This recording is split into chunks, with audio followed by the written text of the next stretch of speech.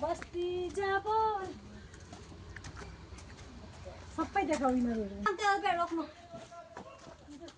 तिमीलाई ठिक देख्छ त बस्ती जाऊ बोले भने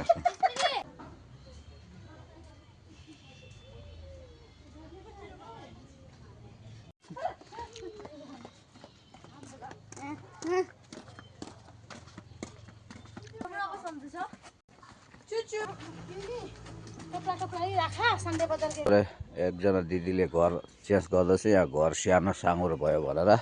कस्तो गर्दैछ हेरौँ है गाइस घर चाहिँ यो हो तर सानै छ ए सामान सबै बाहिर निकालेछ सब खाली भयो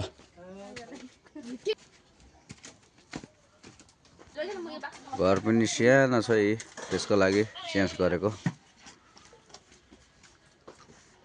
अब उहाँ सामान जम्मा गरेको छ असारिसक्यो अब पिकअप आउँछ होला त्यसमा लोड गरेर लान्छ होला ए बोकिसक्यो खतम भयो म यो टप्लर बोकेको तिमीहरू दुईजनाले लेबर त ठिक्कको छ हौ चाहियो भने भन एक हायर अझै चाहियो भने भन हामीलाई कन्ट्याक्ट गरिबे तिमी चाहिँ के भन्छौ भन म अब अफसोस मेरो सानो छोरीले चाहिँ के भन्नु आँट्यो भन्छ लुलु के पनि भन्दैन ए अनि गाडी आएन आहा सामान त थुप्रो रहेछ त घर त सानो देखेको थिएँ हेर्नु गाइस होला यहाँ भिडियोमाथि नम्बर हालिदिन्छु गर्नु होला कन्ट्याक्ट गर्नु होला लेबर चाहियो कि एकदम हेभी हेभी छ यहाँ टप्ला देख्नु भयो होला नि त टप्ला कत्रो कत्रो छ यिनीहरू दुईजनाले बोकेको हेर है गाइस लेबर चाहिँ चाहियो भने मलाई तुरुन्तै कन्ट्याक्ट गर्नु होला कुरो त्यति नै है ल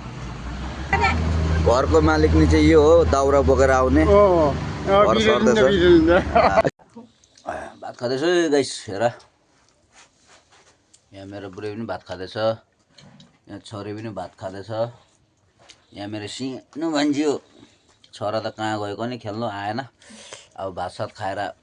घर छिमेकीले घर सर्दैछ त्यो सामान टमान उठाउनु मद्दत गरिदिनुपर्छ लेबर दिदीहरूले बहिनीहरूले घर सर्दैछ अनि यो पनि उनीहरूसित रहेछ उनीहरूले त यो चलाउँदैन अरे मलाई ल्याऊ दाजु भनेर दिएको छ हेर यति राम्रो छ यहाँ हाम्रो बहिनीहरू यहाँ छ है उसले दिएको